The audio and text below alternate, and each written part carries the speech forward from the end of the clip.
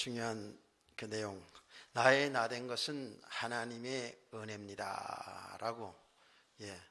나의 모든 삶이 하나님의 은혜로 살았습니다. 은혜로 살고 있습니다. 이런 고백이 여러분 삶 속에 날마다 있기를 축복합니다. 그래서 옆에 있는 분에게 한번 이렇게 인사합시다. 은혜를 잘 받읍시다. 성경에 은혜를 헛되이 받지 말라 그랬어요. 은혜를 잘 받으라 그랬어요. 그래서 집중하여서 말씀을 잘 들어야 돼요. 늘 여러분 기본적인 얘기인데, 여러분이 교회 올 때 그냥 급하게 오겠죠, 많이. 근데 오고 또 와서 하나님 앞에 먼저 기도할 때 오늘 정말 말씀을 들으면서 하나님의 은혜를 잘 받기를 원합니다. 이런 기도를 하셨죠? 그런 기도가 필요합니다. 그래서 복음을 전하는 주의 종을 위해서도 기도를 많이 해야 됩니다. 왜냐하면 여기에서 정말 이 복음을 바로 전하지 못하고 헛소리하면 우리 다 헛된 인간이 되어버려요. 오늘 제 얘기 아니라 오늘 성경 얘기거든요. 그래 참 이 믿음 생활이 우리 인간이 영적인 존재이기 때문에 이 하나님 말씀 바로 들어가지 못하면은요, 참 우리는 열심히 하고 있는데 신앙에서 잘하고 있는 것으로는 보이는데 오히려 하나님을 대적하는 자로 드러날 수 있어요. 신앙생활에 실패할 수가 있다고요. 그래서 우리 성도들이 우리의 생각 기준, 어제까지 다 내려놓고 오늘 내게 주시는 하나님의 음성으로, 하나님의 말씀으로 잘 들으시길 바랍니다. 우리는요, 내 생각, 내 기준 가지고 내 유익 손에 따라서 말씀을 들을 때가 많고요. 또 말씀을 듣는 것도 내가 듣기를 원하는 그것만 듣기를 원해요. 우리 속성이 그렇습니다. 그래서 우리 성도들은 하나님의 말씀을 들을 때에 오늘 내게 주시는 말씀으로 이렇게 말씀 들으면 모든 말씀이 아멘이 될 줄로 믿습니다. 그렇습니다. 자, 제가 이번 주간에 어떤 글을, 기재된 글을 읽었어요. 여러분이 좀 젊으신 분들이고 신앙생활 하신 분들은 좀 들으신 목사님입니다. 조엘 오스틴 목사님이라고 미국의 목사님, 들어보신 적 있으죠? 아주 대형 교회를 이루신 목사님이십니다. 그분의 책을 소개하면 좀 아실 분 아실 거예요. 긍정의 힘이라는, 우리나라 번역으로 긍정의 힘이라는 번역으로 많은 사람들에게 그 책이 또 읽혀졌습니다. 그분은 세계적인 그런 대형 교회를 이루기 때문에 전 세계의 목회자들에게 상당한 영향을 주는 그런 목회자입니다. 우리 한국교회 물론 당연히 그분의 영향을 많이 받았죠. 우리는 어쩔 수 없이 미국을 통해서 복음을, 미국 선교사를 통해서 복음을 많이 이렇게 받았고요. 또 미국 교회들의 그 모습을 많이 보기 때문에 어쩔 수 없이 영향을 많이 받지요. 근데 그분이 그 인터뷰한 내용을, 어떤 분하고 인터뷰한 내용을 제가 잠깐 소개해 볼게요. 구원 문제에 관해서 저 이스라엘, 좀 유다 백성, 유다 민족, 이스라엘, 또 그 알라신을 섬기는 그들도 이제 성경을, 구약 성경을 가지고 있잖아요. 그 무슬림들이 구원이 있느냐라고 질문을 하니까 한마디로 잘 모르겠다는 식으로 이렇게 표현했어요. 그분들 참 착하게 살더라고, 이렇게 말을 했습니다. 그러면서 그가 대답하는 가운데에 자기가 그 인도에서 아버지랑 살은 적이 있는데 그 인도 사람들도 상당히 착하게 살더라 라고 이렇게 얘기를 했어요. 적답을 피했어요. 여러분, 구원은 예수 그리스도 믿을 때의 구원입니다. 우리 죄를 대신하여 죽으시고 부활하신 그 예수를 믿을 때 구원을 받는 거예요. 구원의 길은 다른 길이 없어요. 이렇게 인터뷰를 했더라고요. 그분은 그 글에 그분의 글을 이제 그분을 대해서 소개한 쭉 글을 제가 이제 읽은 겁니다. 몰몬 교회도 구원이 있다라고 이렇게 이야기를 해서 무리를 일으킨 적이 있다라는 겁니다. 자, 그런데 그러면 그분의 설교 내용이 뭔가를 소개를 쭉 한 겁니다. 그 분의 설교는 예수 그리스도를 말하긴 하지만 예수 그리스도의 죽음과 부활에 대한 메시지는 없고, 하나님의 사랑과 하나님의 축복을 선포하는 거예요. 사람들로 하여금 선한 일을 많이 하는 것, 그게 축복을 받는 씨앗이라고 설교하는 거예요. 저도 그분의 설교를 몇 차례 이제 그 방송 설교에 나오는 것을 몇 차례 들었습니다. 그 교회 정경도 제가 교회 성도들이 많이 모인 그 모습도 지금 생각이 나는데요. 그분의 설교의 내용들을 보면 전부 그 어둠을 벗어버리고 미래를 향해 나가도록, 과거를 다 잊어버리라. 굉장히 희망적인 메시지를 많이 해요. 그리고 성도들을 축복, 육신의 축복입니다. 축복, 건강, 꿈, 말하는 비전에 대해서 이런 것, 그리고 모든 것을 긍정적으로 보도록, 긍정적으로 판단하도록 이렇게 이런 메시지를 말해줍니다. 그래서 성공 혹은 챔피언이 되라는 것, 우리는 이제 행복할 권리가 있다는 거예요. 그래서 육신의 어떤 축복 위주로 계속 말씀을 전하는 겁니다. 그래서 성도들이 행복하게 살아야 된다라는 겁니다.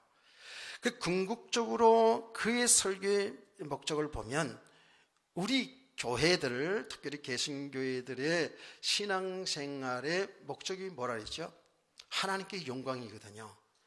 우리의 모든 삶을 통해서 하나님 뜻을 이루며 하나님 영광을 위해 살라는 것이 우리 성도들의 궁극적인 신앙생활의 목표지 않나요? 그런데 그분의 메시지의 내용은 우리 인간의 행복이라는 거예요. 그래서 살아계신 하나님이 존재하는 것은 바로 우리 인간의 행복을 위해서 존재하는 것으로 이렇게 메시지 방향을 가고 있다라는 겁니다. 저도 그분의 설교를 들어봤을 때에 굉장히 좀 시원하기도 하고 힘을 얻기도 합니다. 그러나 궁극적으로 가면 복음이 없습니다.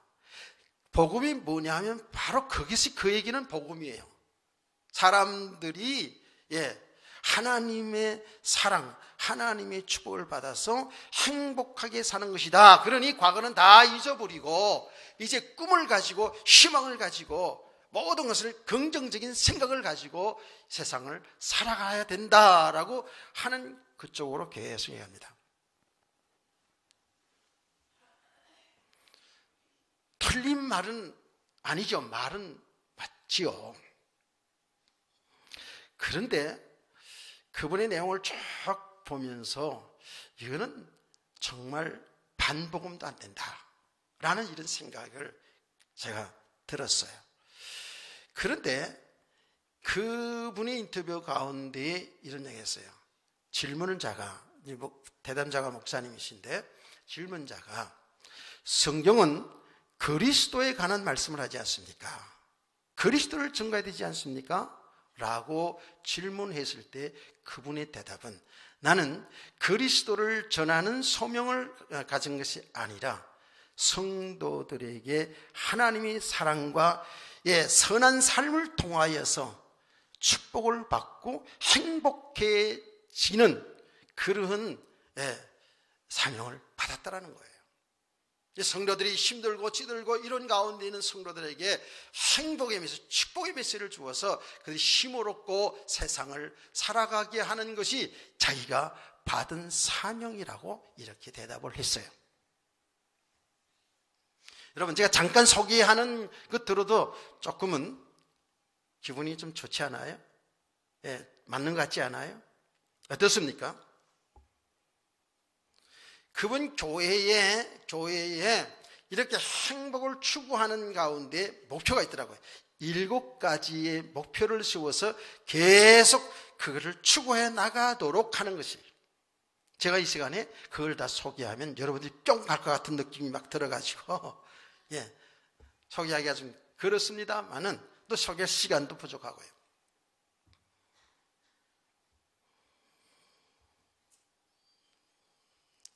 여러분요, 그건 완전히 비복음입니다.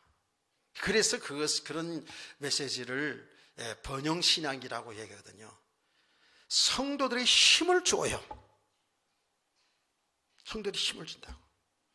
뭔가 그 메시지를 통해서 뭔가 행복이 올 것 같아요.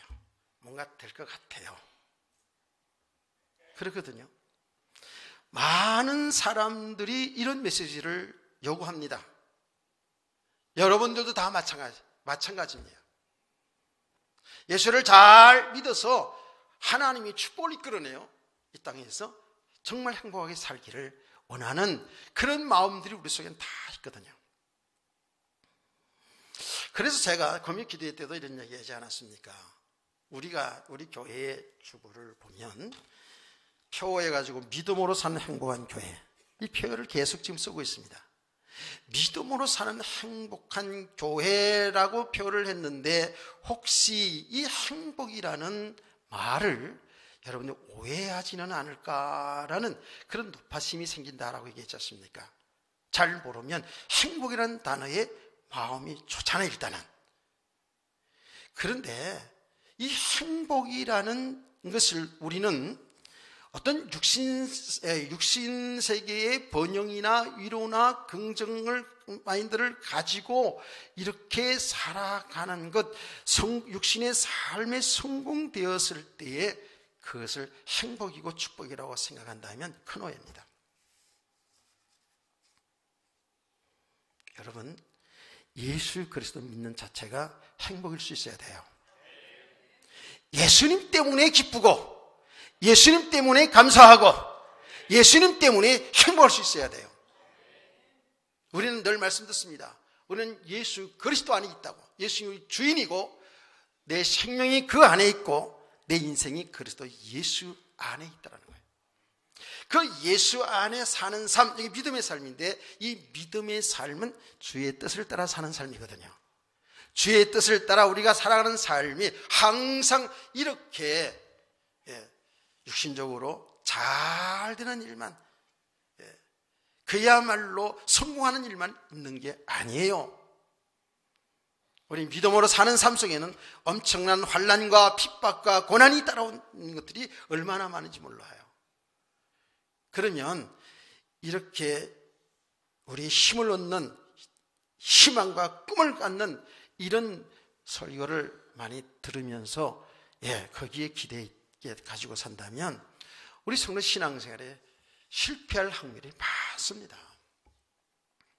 그렇게 되어지면 그리스도와 상관없는 성공, 그리스도와 상관없는 축복, 그리스도와 상관없는 그 행복, 성공한 것을 어떤 육신에 되어진 것을 행복이라고 생각하고 산다면 그건 완전히 속고 있는 겁니다. 만약에 그리스도와 상관없는 성공 축복이 우리에게 이루어졌다. 그 성공한 것 때문에, 그 축복 때문에 우리 신앙생활을 실패할 수 있어요. 깨닫기를 축복합니다. 왜 그런지 아세요? 여러분 늘 지금 얘기합니다마는 그리스도와 상관없는 성공과 축복은 내 의가 세워지게 되어 있어요. 내가가 나타나게 되어 있어요. 내가 선한 일을 많이 했기 때문에 내가가 된다니까요. 그래서 이렇게 되어지면 성도들이 말입니다, 이 세상에서 육신적으로 잘 된 것 때문에 교만해져요. 그거 자랑하고 살아요. 그걸 힘으로 배경을 가지고 산다니까. 이거 진짜 잘 봐야 돼요. 반대로 뭐가 내 신앙생활에 주님을 잘 믿는다고 신앙하는데 반대로 고난이 오고 삶의 어려움이 오게 되면 반드시 실망하고 낭망하고 하나님을 떠나는 일들이 생겨요. 그렇게 되어 있습니다. 그래서 우리가 계속 이 복음을 바로 알아가자는 거 아닙니까? 그리스도 예수 안에 있는 나의 축복을 바르게 알아가야 되거든요. 결론적으로 저와 여러분, 예수 그리스도를 믿는 저와 여러분은 사실 완전한 축복을 다 받은 거예요. 아멘. 그런데 우리가 육신의 축복, 육신의 삶에 되고 안 되고 따라서 이게 축복이다, 성공이다, 행복이다라고 이렇게 신앙생활하고 있으니까 이렇게 생각하고 있기 때문에 뭐가 되어지면 우쭐해지고 뭐가 안 되어지면 실망하고 낭망하고 신앙생활을 갈등하고 방황하는 그런 모습 보게 됩니다. 저와 여러분은요, 오직 예수 그리스도가 여러분 인생의 전부가 되어야 돼요. 아멘. 자, 여러분, 제가 금요 기도회 때에 우리의 믿음은 예수 그리스도다, 이 부분을 집중적으로 말씀하지 않았습니까? 성경 66권의 내용이 뭐예요? 사실 한마디로 이야기하자면 멸망당할, 하나님 믿지 않고 하나님의 말씀을 거역한 인간이 죄로 인해서 멸망이 우리에게 왔잖아요. 그렇죠? 멸망당할 인간. 아니, 나중에 죽어 지옥 간다, 그건 나중 문제고 이렇게 생각할 수 있거든요. 아니요, 하나님을 믿지 않는 자, 다시 말하면 예수를 믿지 않는 사람의 그 상태는 어떤 상태냐? 하나님과 단절된 상태이기 때문에 저주 아래 있는 거예요. 사망 가운데 있는 거예요. 더 자세히 얘기하자면 우리는 하나님과 함께 살도록 창조된 인간이 하나님 믿지 않고 하나님과 떠나 있는 상태의 인간은 성경에 정확하게 마귀의 종로로 타고 산다는 거예요. 이게 영적인 사실이라니까요. 마귀의 자녀로 산다는 거예요. 이건 제 얘기가 아니라 성경 말씀에, 특별히 예수님께서 그러지 않았습니까? 예수를 믿지 않는 그 성경을 가지고 있는 바리새인들, 그 서기관들 향해서 이 독사의 자식들아, 네 아비는 마귀다라고 얘기했습니다. 얼마나 정확하게 말씀했습니까? 제가 늘 이야기하면서 이런 이야기 하잖아요. 예수 믿지 않는 사람들에게 참 그렇게, 아니 성경을 가지고 있으면서도 예수를 믿지 않는 사람들이 혹시 있을까 싶어서 그렇게 강력하게 메시지를 할 수 있어야 되겠죠. 저는 분명히 얘기합니다. 하나님 믿지 않는 자, 다시 말하면 예수를 믿지 않는 사람들의 영적인 상태는 마귀의 종로로 삽니다. 세상 풍속 따라 살게 돼 있어요. 전부 자기 영광을 위해서, 자기 욕심을 위해서. 맞잖아요. 그 제 얘기가 아니라 성경 얘기잖아요. 본질상 진노의 자녀로 산다고요. 그러니 여러분, 예수 믿지 않고 성공하고 뭐 행복하게 사는 것처럼 사는 사람들 부러워할 거 하나 없다니까. 그게 바로 저주받은 인생이에요. 언젠가는 하나님 부르시는 그날에 그 세상에 성공했던 것들, 세상에 가진 것들 다 내려놓고 어디로 가야 돼요? 성경대로입니다. 영원한 지옥. 마귀와 그의 사자들이 있는 그 영원한 불못에 떨어진다고 성경은 정확히 말씀하고 있지 않습니까? 이게 영적인 사실이에요. 여러분 이 사실을 믿으시죠?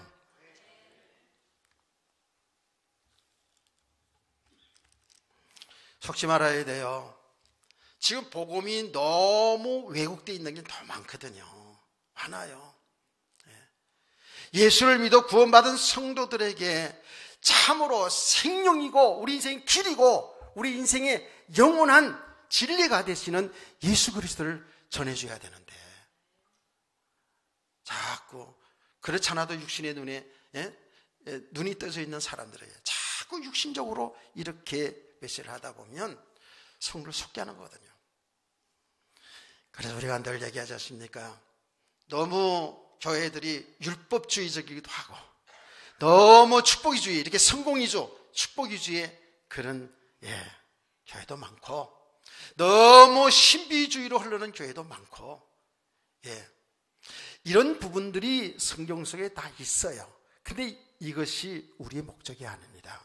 저와 여러분은 예수 그리스도를 바로 알고 예수를 믿는 저와 여러분은 예수 그리스도 예수 안에 있는 그 하나님의 나라의 복을 누릴 수 있는 성도가 될 줄 믿습니다.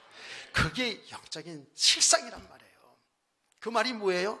저와 여러분은 이미 예수를 믿는다면, 우리 죄를 대신해 죽으시고 부활하신 예수를 믿는다면 죄에서 해방되고 그 사단의 권세 저주에서 해방되어서 예수와 함께 지금 하나님의 통치로 하나님의 나라의 축복 속으로 들어온 거예요. 우리에게 하나님의 나라가 임한 거거든요. 그런데 우리가 이 복음을, 객관적인 복음 내용을 알아도 이 복음이 내게 믿음이 되지 않은 만큼은 주 안에 있는 이 세계를, 이 하나님의 나라의 축복을 못 누리는 거예요. 아직도 옛사람으로 살아가죠. 아직도 옛날 예수 믿기 전에 살던 그 생각 속에서, 그 삶 속에서 어떻게 하면 육신적으로 잘 될까? 어떻게 하면 성공할까? 전부 이쪽으로 사니까 이게 필요하긴 맞는데 아직도 그리스도와 상관없는 육신의 나중심의 세계, 이렇게 살아가니까 여기에서 되고 안 되고 따라서 우리가 울기도 하고 웃기도 하는 이런 삶을 살아가요. 여기에서 되고 안 되는 삶 때문에 신앙생활에 갈등하는 거예요. 왜 예수를 잘 믿는데, 하나님 잘 믿는데 왜 내게 이런 고난, 이런 실패가 올까? 이런 생각을 갖게 되기 때문에 신앙생활에 갈등하는 거 아니겠습니까? 여러분, 이제 그 모든 것을 여러분이 되어지고 안 되어지고 여러분의 삶의 성공이고 축복이고 고난이든 그 모든 것을 그리스도 예수 안에서 볼 수 있는 눈이 열려지기를 주로 축원합니다. 그래서 예수 안에서 그 모든 것을 볼 수 있어야 돼요. 그러면 모든 게 하나님의 은혜입니다. 이 정도까지 우리 믿음의 수준이 올라가야 된다 그랬죠. 그래서 바울 사도가 나의 나 된 것은 하나님의 은혜입니다. 내가 다른 사람보다, 다른 사도보다 더 수고를 했어도 내가 한 것이 아니라 하나님의 은혜입니다 라고 했거든요. 그 말 속에는 뭐예요? 바울 사도가 잘 돼서 정말 하나님의 은혜가 아니에요. 그가 병들어 있던 것도, 고난을 당했던 것도 그게 알고 보니까 다 하나님의 은혜라는 거예요. 하나님이 하셨던 일이라는 거예요. 아멘. 이것을 보지 못하면 우리는 육신의 삶에 좀 잘 되어지면 좋은데 삶의 고난이 올 때 속수문 책이라. 신앙생활이 막 무너지고 갈등하는 거 아니겠습니까? 그래서 성경을 제가 이제 나름대로 이제 목회를 오래 했지 않습니까? 쭉 목회를 하면서 하나님 말씀을 연구하고 말씀을 전하고 배우면서 제가 지금 한결같이 다 하나 남는 게 뭐냐면, 그래 맞다, 예수 그리스도만이 우리 인생의 답이구나.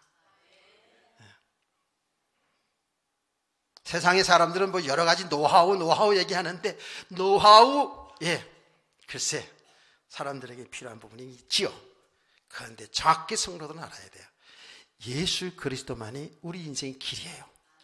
예수 그리스도만이 인생의 답이라니까. 예수 그리스도만이 생명이라니까. 예수 그리스도 안에 사는 삶을 우리가 발견되어져 나갈 때에 우리는 하나님의 나라의 축복을 누리게 되어 있어요. 이미 천국은 이미 우리의 것이고요. 그런데 이미 이 땅에 사는 날 동안에 우리 주님과 함께하는 삶, 하나님의 나라의 복을 누리게 될 줄로 믿습니다. 아니, 때로는 염려도 하고 때로는 걱정도 하지요. 때로는 뭐 우리가 여러 가지 참 모자란 짓도 하고 그러잖아요. 그렇지만 그리스도 예수 안에 있는 이 하나님의 나라의 축복은 변함이 없어요. 저와 여러분이 예수님을 구원받아서 그리스도 예수 안에 있는 이 세계는 변함이 없다니까. 여러분이 좀 잘하면은 구원받았다가 못하면 떨어지다 이렇게 되는 게 아니라고요. 그래서 하나님이 은혜라는 거 아닙니까? 아멘. 그래서 잘한 일, 못한 일, 실수한 일 모든 걸 통해서 뭐예요? 아, 그리스도만이 나의 주인이구나. 그리스도만이 사는 길이구나. 이거를 발견해야 된다니까요. 모든 일 가운데서 그리스도를 얻어야 돼요. 그리고 그 안에 있는 나, 방주 안에 있는 나 발견하시길 축복합니다. 예. 그리스도 안에 있으면서도 우리는 눈에 보이는 삶 때문에 늘 염려하고 걱정하고 이것 때문에 울고 웃는 인생이 저와 여러분이더라고요. 그래서 우리 신앙생활은 계속 뭐예요? 천국을 침노하는 겁니다. 천국 침노하는 자 이것이에요. 그 침노한다는 것은 내가 뭐 열심으로 해서 침노하는 게 아니에요. 우리 하나님께서 그 나라를 침노케 하시는 거예요. 아멘. 그래서 이 그리스도 안에 있는 내가 발견되어서 가면 갈수록 와, 이런 세계가 있구나. 나는 진짜로 완전한 축복 받은 사람이 많네. 여러분 생각을 해보십시다. 방주 안에 들어가서 거기서 염려 걱정하면 되겠어요? 방주 안에 들어가 있으면서 그 염려할 거 없잖아요. 그 안에서도 염려할 수 있겠지. 이 홍수가 언제 끝나나 이런 걱정은 할 수 있겠지. 무슨 말인지 알아들어야 돼요. 저와 여러분은 예수 그리스도 안에 있다니까. 우주 만물을 창조하신 창조주 하나님이신 그리스도 예수 안에 저와 여러분의 인생이 있다니까요. 그래서 우리 인생은 그분과 함께 사는 삶이에요. 그래서 로마서 6장 1절에 11절 말씀이면 우리는 나의 죄를 대신해서 십자가에 죽으시고 부활하신 그 예수 그리스도를 믿을 때에 나 옛사람 죄인은 죽고 그리스도와 함께 다시 태어난 거거든요. 아멘. 이제는 그리스도와 함께 향하는 삶이라고 그랬어요. 그 삶이 뭐예요? 우리가 이제 내가 뭘 하고 안 하고 이런 얘기가 아니라 주님 안에 있는 삶이라고요. 주님과 동행하는 삶. 이게 믿음이에요. 믿음으로 사는 삶이에요. 눈에 보이지 않지만 예수님은 우리의 주인이라고요. 우리의 신랑이라고요. 이제는 그분을 믿고 랄랄라 룰루 하며 살아야 되는데 그렇잖아요. 그래서 이 복음의 비밀을 깨달은 사람들이 찬송을 이렇게 부르는 거예요. 주와 같이 길 가는 길 즐거운 일 아닌가. 한번 불러보실래요? 오늘 좀 부흥회 좀 하자 좀. 부흥회 할 때 막 중간에도 찬송하고 막 박수도 치고 이러잖아요. 그렇죠? 너무 얼굴이 더 심각해서 제가 이렇게 얘기하는 거예요. 주와 같이 길 가는 즐거운 일 아닌가.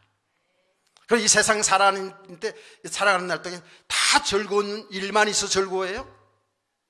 때로는 고난도 있고 때로는 슬픔도 있고 때로는 안타까움도 있고 얼마나 많습니까? 그럼에도 불구하고 우리 하나님의 사람들은 주님을 믿는 사람들은 주와 같이 길 가는 길 즐거운 일 아닌가. 이 찬송을 부를 수 있어야 되잖아요. 그런 저와 여러분 되기를 주의 이름으로 축원합니다. 이게 믿음의 믿음이고요. 이게 믿음의 삶, 이게 하나님의 나라의 축복이거든요. 자, 이렇게 중요한 믿음의 삶을 살 수 있던 것이 살 수 있는 게 뭐냐 하면 바로 예수 그리스도의 십자가의 죽음과 부활을 정말 사실로 믿는 성도들이 맞다면 그 부활하신 예수를 믿는 우리는 옛사람은 죽고 이제 그리스도 안에 사는 삶인 것을 분명히 믿는 성도가 맞다면 저와 같이 길 가는 것 즐거운 일이 아닌가.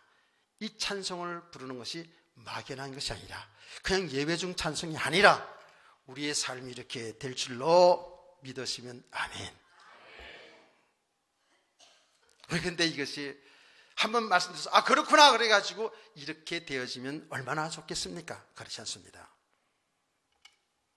우리 워낙 옛사람이 너무너무 망가져 있거든요. 우리가 예수 믿기 전에 너무너무 망가져 있고 교회를 다니면서도요 실제로 이 복음과 상관없이 너무나도 왜곡된 복음 속에서 이 기준이 뿌리가 맺어가지고요 이게 다 무너지고 흩어지면서 그리스도와 함께 순수하게 믿음으로 사는 이 삶을 살아간다는 것이 녹록지가 않아요. 저는 그러지 않습니까? 이제 조금씩 이 복음을 여러 이런 일 저런 이런 과정을 지나가면서 참 하나님 은혜에 감사한 것은 이 진리 가운데로 이 그리스도 안으로 계속 하나님 들어오게 했은 거예요. 제가 얘기하지 않았습니까? 제가 엄청 고난 가운데 있을 때 이 영적 세계를 전혀 알지를 못하는 거예요. 근데 하나님이 은혜를 주셔서 이 영적 세계를 체험하게 하는데요 놀라운 그 세계를 체험하게 했어요. 근데 감사하는 것은 제가 신비주의 쪽으로 빠지지 않게 하셨다는 거예요. 그런 영적 세계를 체험하게 하면서 항상 하나님 말씀 가운데로 오게 하신 거예요. 아주 조금씩 어떻게 하면 교회를 부흥될까 해가지고 그냥 이 전도 방법을 찾아서 막 헤매고 사람들 예수 믿어서 예수 믿어야 구원 받으니까 그래서 영혼 구원 사랑하는 그런 마음도 있지만 또 교회도 세웠으니까 교회도 부흥돼야 되니까 전도하는 방법을 찾아서 막 헤매기도 많이 하고요. 이 복음 아니면 예수 그리스도 아니면 사는 길이 없기 때문에 우리 대한민국은 교회가 많으니 전 세계에 이 복음을 전해야 된다라는 이런 마음이 이런 믿음이 생겨서 선교하는데 거의 내 마음을 올인하면서 했어요. 선교하는 사람이면 다 좋아했고 그랬어요. 그런 모든 일들과 과정들을 통해서 지금 하나님의 은혜에 감사하는 건 계속해서 아주 조금씩이지만 그렇게 오래전부터 들어왔던 그리스도 선지자 제사장 왕이신 예수 그리스도 신학교에서 배울 때 선지자 제사장 왕이신 그리스도 우리의 구세주라는 그 말씀을 들었던 그리스도를 실제로 하나님은 조금씩 알아가겠다고요. 그 알아간다는 것은 지식으로 이미 알았는 그 지식이 내게 믿음으로 세워져 가게 하셨다 그 말이에요. 아멘. 그거는 주님 앞에 가는 그날까지입니다. 그날까지 우리는 계속 실제로 그리스도만이 나의 주인이고 그리스도만이 신랑이구나 이렇게 하나님은 알아가도록 하셔요. 바울 사도도 그랬고 우리도 때때로 있잖아요. 조금 이렇게 복음을 알고 그리고 내용을 좀 알고 신앙생활을 좀 하다 보면 또 우린 또 우쭐해져 가지고요 내 삶에 좀 뭐가 나타나지면 얼마나 또 교만해지는지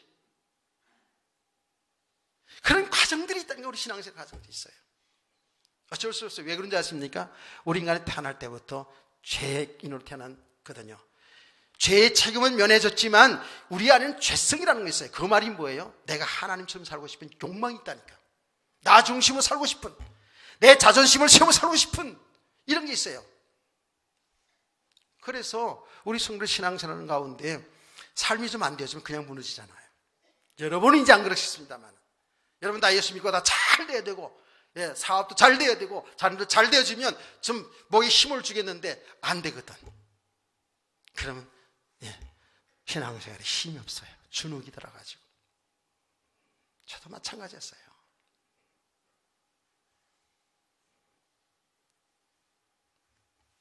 동창회 같은 데 가보면 대형교회를 이루고 있는 목사들이 있잖아요. 뭐 이렇게 작은 육신적으로 얘기하는 교회들을 목회하는 저 같은 사람들은 가서 그냥 가만히 있다가 그냥 하는 거 보다가 오는 거고. 대형교회 목사들은 뭐 그들이 뭐 교만하다 그런 얘기가 아니고 앞에서 왔다 갔다 하고 우린 좀 주눅 들어 있고 그럴 수 있다니까. 그게 아닌데 그렇죠? 좋아 여러분. 이건 여러분 위로 차원에 얘기하는 게 아니라 사실을 얘기하는 거예요.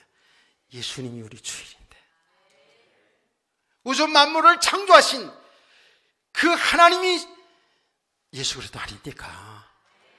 저와 여러분을 사랑하여 십자가 피로 죽기까지 해서 우리를 구원하신 그 주님이 우리의 주인이잖아요. 우리 신랑이잖아요. 아멘. 우리는 이 고백을 너무 잘합니다. 내가 그리스도와 함께 십자가에 못 박혔나니 그런 적 이제 내가 산 것이 아니라 오직 내 안에 그리스도께서 사신 것이라. 이제 육체 가운데 사는 것은 나를 사랑하사 자신을 버리신 하나님의 아들을 믿는 믿음으로 사는 것이다. 아멘. 여러분의 신앙 고백이잖아요. 나는 안 죽었어. 근데 우리는 죽어야 되는데 안 죽었어. 그래서 항상 내가 그리스도가 그 주인 나의 신랑 대신 그분을 사실로 믿는다면 우리 염려 걱정 안 해도 사실 되는데, 그렇죠? 삶의 그 문제 이것 때문에 한숨 쉴 필요가 없는 것인데, 또 뭐가 좀 되어졌을 때 그냥 자랑하고 싶은데 그 자랑하지 않아도 되는 건데, 주님이 하셨잖아. 주님이 하실 거잖아요. 주님 우리 주인이라면서요. 자, 제가 물 한 모금 마실 테니까 마태복음 11장 28절을 다 같이 한번 믿음으로 한번 고백해 보세요. 시작.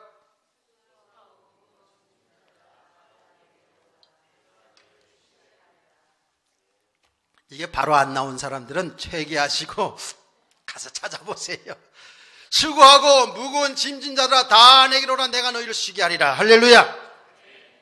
주님 안에 참심이 있는데 참심이 없어요. 우리가 이게 복음의 내용을 몰라서 그런 게 아니라 이게 그만큼 믿음이 안 된 부분만큼은 그럴 수밖에 없다고 말해요. 여러분, 오늘 성경대로 예수님은 저와 여러분을 위해서 죽으시고 부활하셔서 우리 영원한 생명을 주셨어요. 근데 고린도 교회 성도들은 부활이 있다 없다, 이 참 내용을 쭉 제가 여러 번 읽어보면서 있잖아요. 얼마나 이 부활에 관해서 오해된 부분이 많은지. 2절 말씀이 12절 말씀 그렇잖아요.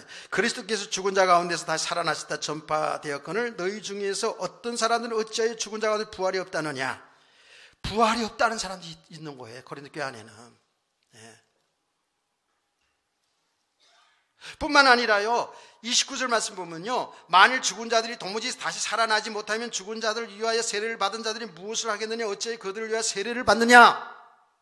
이 말씀 굉장히 난해한 구절인데요, 지금 사실은 바울 사도는 세례를 주냐 안 주냐 그거보다도 부활에 대한 초점을 두고 말하는 거거든요. 이게 무슨 말인가 하면, 이 사람들이 얼마만큼 부활에 대해서, 이 예수의 죽음과 부활에 대해서 오해를 하고 있었냐 하면, 분명히 부활된다는 건 알아요.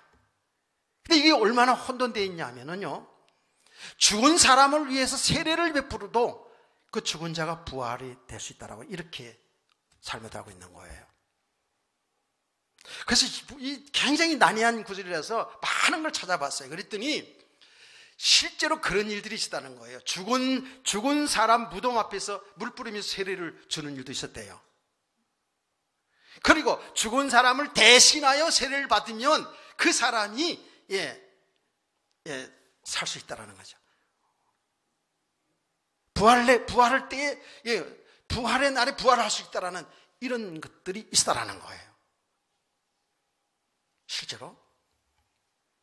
여러분, 아마 이 말을 하면 이 말을 또 이해가 될 거예요. 여러분, 천주교에서는 어떻게 돼요? 우리 부모가 죽었는데, 연옥이라는 데 가 있어요. 근데 밑에 자식들이 헌금을 많이 하면 이 사람이 연옥에 있는 사람이 천국도 갈 수 있다라는 거. 이런 교리를 가르쳤거든요. 중세 때. 그 사람들이 헌금하겠어요? 안 하지요. 이게 얼마나 복음이 오해된 거예요. 그렇죠? 잘못 가르친 거예요. 무슨 말인지 아시겠어요? 이렇게 그들이 세례를 그렇게 주는, 이게 지금 바울은 부활에 대한 초점을 맞추고 있다는 걸 명심하세요. 그렇게 부활을 그들은 믿기 때문에 그렇게 죽은 자에도 세례를 베풀었다는 거죠. 그러니까 이렇게 지금 부활에 대해서 하나님 말씀에 대해서 오해되어 있는 고린도 교회 성도들에게 바울 사도는 이렇게 하나씩 이렇게 복음을 가르치고 있는 거예요. 여러분이 이미 부활을 다 믿으시잖아요. 예수의 죽으심과 부활을 믿으시잖아요. 근데 부활의 교회를 함는 사람들이 그때나 지금도 있다는 거예요. 지금 없을 것 같으죠? 있다니까. 여러분, 제가 얼마 전에 그 항상승 변호사님이 간증한 걸 실제로 간증한 얘기를 했잖아요. 그건 모든 공적으로 간증한 얘기 때문에 얘기할 수가 있는 거예요. 못 믿었대잖아요. 죽음과 부활? 그 유다의 예수라는 청년이 십자가에 죽었다 부활한다는 게 나와 무슨 관계가 있냐? 그 자체도 말도 되지 않지만 나와 무슨 관계 있느냐? 목사님 딸이었고 목사님 사모님이었는데 그게 믿어지지가 않았다라는 거예요. 그런 성도들이 꽤 있죠. 다시 묻습니다. 여러분은 우리 인간의 죄를 대신해 죽으시고 부활하신 예수를 믿으시죠? 아멘을 안 하는 분은 뭐예요 그럼? 여러분이 알고 있는 간단한 내용이지만 이게 전부 다예요. 예수 십자가 죽음과 부활을, 그 예수를 믿는 저와 여러분, 죄에서 사망에서 해방되고 우리는 주님 재림하는 그날에 영역이 부활돼서 영생 복락을 누리게 되는 것이 우리의 믿음의 전부인 줄 믿으세요.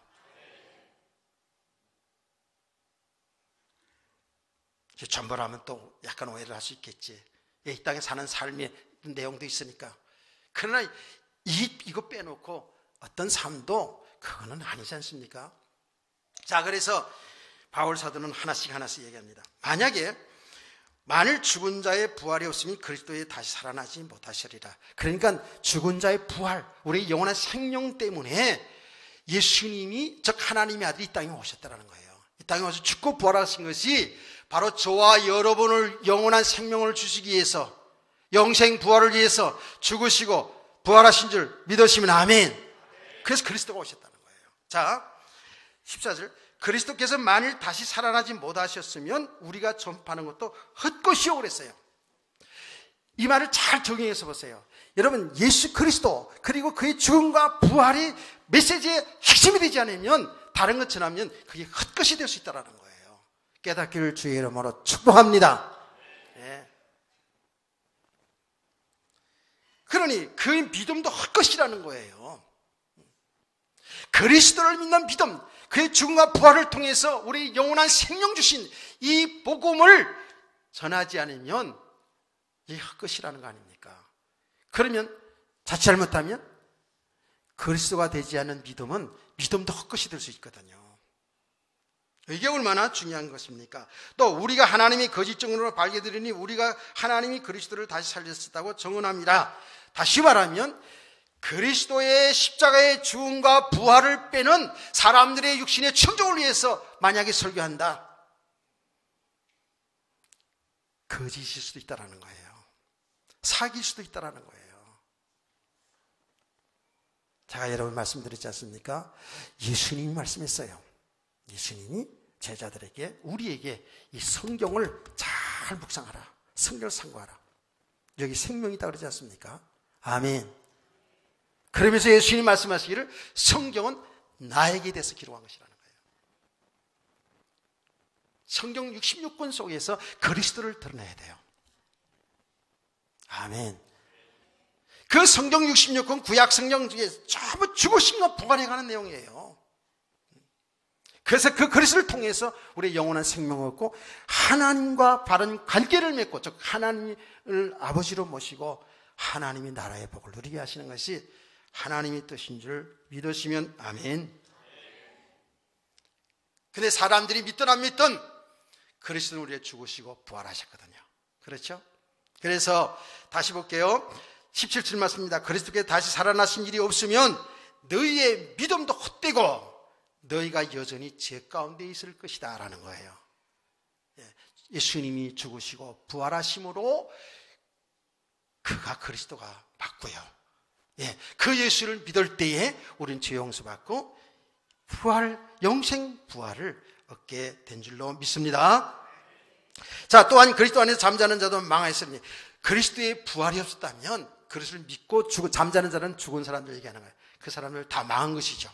그러나 예수는 우리를 위해 죽으시고 부활하시기 때문에 예수 믿고 죽은 사람들이 망한 게 아니잖아요. 할렐루야. 자, 19절 말씀은 여러분이 다 같이 한번 보시기 바랍니다. 시작.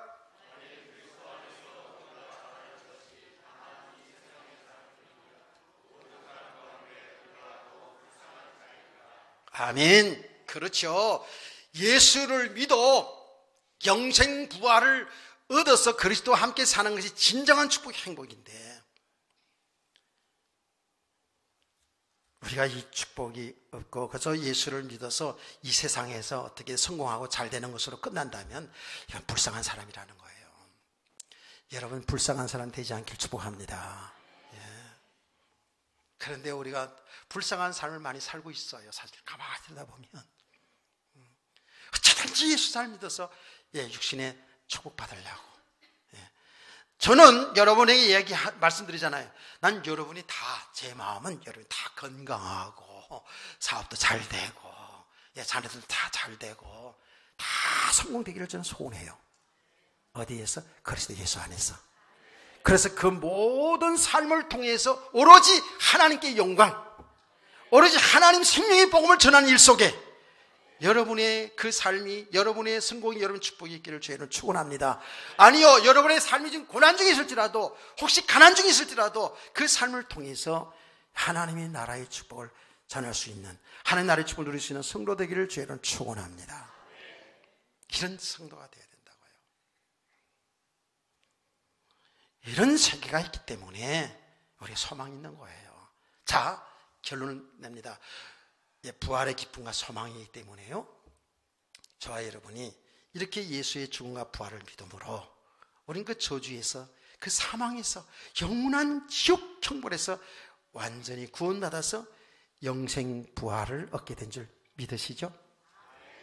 나는 부활이요 생명이니 나를 믿는 자는 죽어도 살겠고 살아서 믿는 자는 영원히 죽지 않으리라. 믿으시면 엄청 세게 아멘. 이게 우리 믿음 아닙니까? 그래서 우리의 소망이 있는 거 아닙니까? 아멘. 연세가 높으신 우리 어른들, 그래서 우리는 죽어도 영원한 천국 있잖아요. 죽어도 부활되는 그 세계이기 때문에 나이 드는 것이 힘들지 않아요. 슬프지 않아요. 허무하지 않아요. 아멘. 그런 이 믿음 없으면, 이 소망 없으면 나이가 들면 들어갈수록, 거울을 보면 볼수록 아이고 어쩌다 이렇게 됐나, 젊은 시절을 그리워하면서 허무하면서, 그랬었어요? 안 그랬었어요? 그랬었지. 근데 이제는 안 그렇잖아요. 그건 곱게 늙어가야 돼. 어쩔 수 없어요. 우리는 나이가 들면, 저와 여러분은 머리도 휘어지고 힘도 빠지고, 요새 제가 힘 안 빠지고 여러분 오래오래 목회하려고 그냥 열심히 운동합니다. 하여튼 간에 한 95세까지 할지도 몰라요. 그렇다고 너무 주눅 들지 말고, 분명히 우리 소망이 있잖아요. 그렇죠? 그 하나님의 나라, 영생 부활 소망이 있잖아요. 아멘. 그래서 우리가요, 이 소망이기 때문에, 이 믿음이기 때문에 슬픔 가운데서도 우리가 하나님을 찬송할 수 있는 거예요. 아멘. 슬픔 가운데 위로받을 수 있는 거예요. 이번에 여기 있었습니다. 시찰에 목사님 사모님 돌아가셨는데, 진짜 황망하더라고. 제가 옆에서 보더라도요. 이제 62세인데 물론 병이 있었긴 했습니다만 그렇게 갑자기 돌아갈 줄 몰랐죠. 여러분요, 그 참 믿음 없으면, 우리 이런 소망 없으면 그게 얼마나 힘들고 어렵겠어요. 우리가 때로는 삶에 어려운, 힘들고 슬픈 일도, 고난 땅에서 어려움도 있지요. 여러 가지 핍박도 있어요.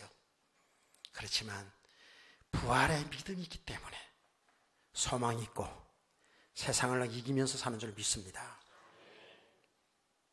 그래서 히브리 11장 말씀 아닙니까? 믿음의 사람들은 어떤 환난과 핍박을 하는데 예수를 부인하지 않아요. 죽으면서도 예수 부인하지 않아요. 극형을 당하는데도 예수를 부인하지 않아요. 왜 그러냐? 부끄럽게 주님 앞에 서지 않고 더 좋은 부활로, 그 말은 주님 앞에 부끄럽지 않은 부활로 서기를 위해서 그렇다는 거예요. 할렐루야. 그래서 뭐라고 견졌습니까? 세상이 감당할 수 없는 사람들이라는 거예요. 저와 여러분이 이 부활의 믿음이 있기 때문에, 부활의 소망이기 때문에 어떤 환난과 핍박과 어려움도 이 믿음으로 승리하게 될 줄 믿으시기 바랍니다. 세상이 감당할 수 있는 사람들 되기를 주의 이름으로 축원합니다. 여기에 우리의 믿음이 있는 거 아니겠어요? 여기에 기쁨이 있고 우리 소망이 있는 거예요. 아멘. 자, 일부 예배에서는 좀 진도가 많이 좀 나갔는데, 이 소망, 결론입니다. 이제 이 소망뿐이 아니에요. 우리는 죽어서 천당 가고 죽어서 영생 부활되는 이 소망도 분명히 있지만, 이 땅에 살아가는 날 동안에도 부활의 소망을 가지고 살아야 돼요. 우리가 그 소망도 있지만, 날마다 옛사람은 죽고 그리스도와 함께 사는 이 세계가 있거든요. 이게 부활의 소망과 권능의 삶이 있어요. 이제 요거는 오후 시간에, 오후 시간에 가더라도 아무래도 더 중요한 것 같아. 다 중요하지만 이거는 오후 시간에도 은혜를 같이 받자는 얘기입니다. 덜 중요해 더 중요한 게 어디 있겠어요? 하나님 성령의 말씀인데. 아멘. 그래서 오후 시간에는 부활의 기쁨과 권능, 우리 권능 있는 삶, 이런 말씀을 또 우리 오후에도 은혜를 받으시길 주의 이름으로 축복합니다. 자, 찬송